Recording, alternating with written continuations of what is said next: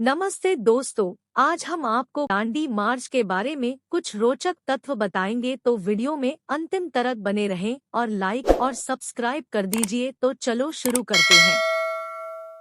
महात्मा गांधी की अगुवाई में घटित भारतीय स्वतंत्रता आंदोलन का महत्वपूर्ण वृत्तांत।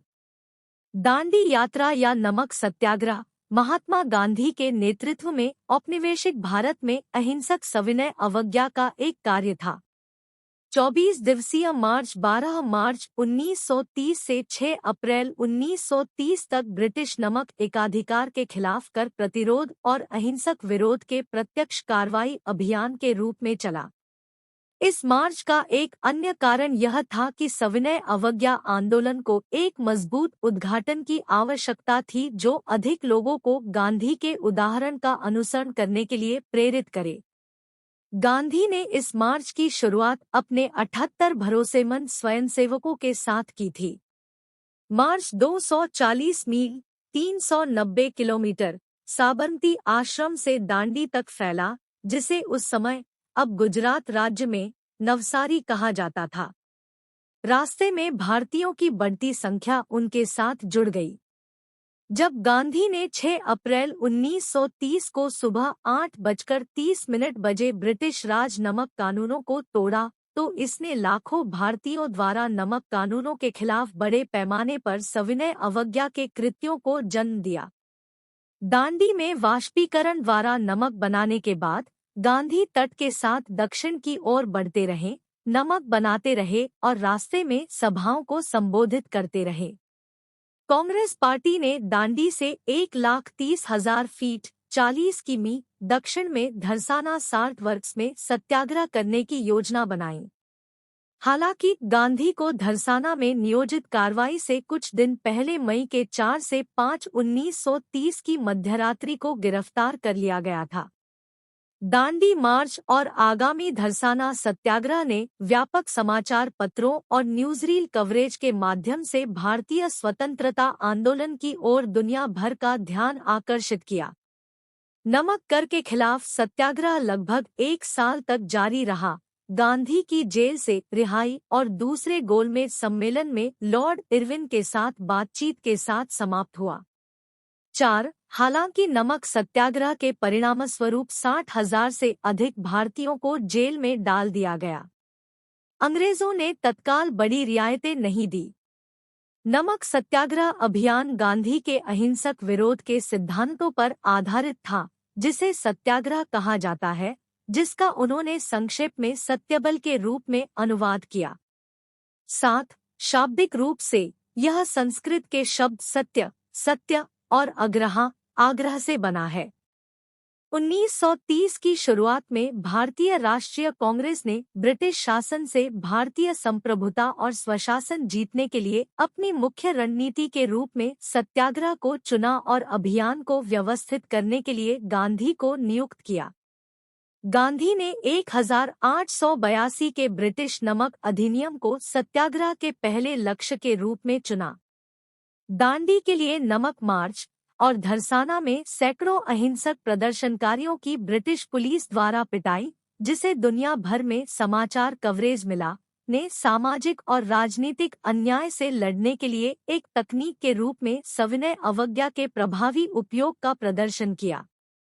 1960 के दशक में अफ्रीकी अमेरिकियों और अन्य अल्पसंख्यक समूहों के नागरिक अधिकारों के लिए नागरिक अधिकार आंदोलन के दौरान गांधी और मार्च टू दांडी की सत्याग्रह शिक्षाओं का अमेरिकी कार्यकर्ताओं Martin Luther king, James Wavell और अन्य पर महत्वपूर्ण प्रभाव पड़ा।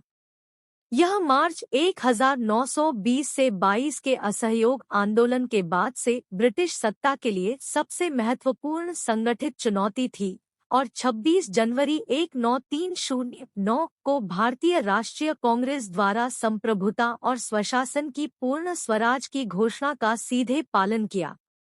इसने दुनिया भर में ध्यान आकर्षित किया, जिसने भारतीय स्वतंत्रता आंदोलन को गति दी और राष्ट्रव्यापी सविनय अवज्ञा आंदोलन शुरू किया, जो 1934 तक जारी रहा। लगभग 25 दिन बाद 6 अप्रैल 1930 को 241 मील की दूरी तय कर यह यात्रा दांडी पहुंची थी।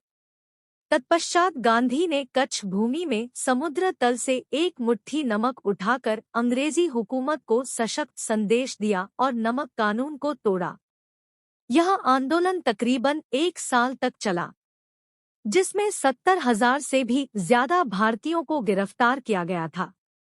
1931 में गांधी और तत्कालीन वायसराय लॉर्ड इरविन के बीच हुए समझौते के साथ इस सत्याग्रह को खत्म किया गया, किंतु तब तक चिंगारी भड़क चुकी थी और इसी आंदोलन से सविनय अवज्ञा आंदोलन की शुरुआत हुई, जिसने संपूर्ण देश में अंग्रेजी हुकूमत के विरोध में व्यापक जन संघर्ष को जन्म दिया।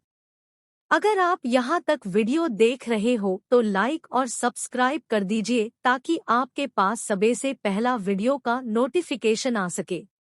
आंदोलन का विषय संपादित करें।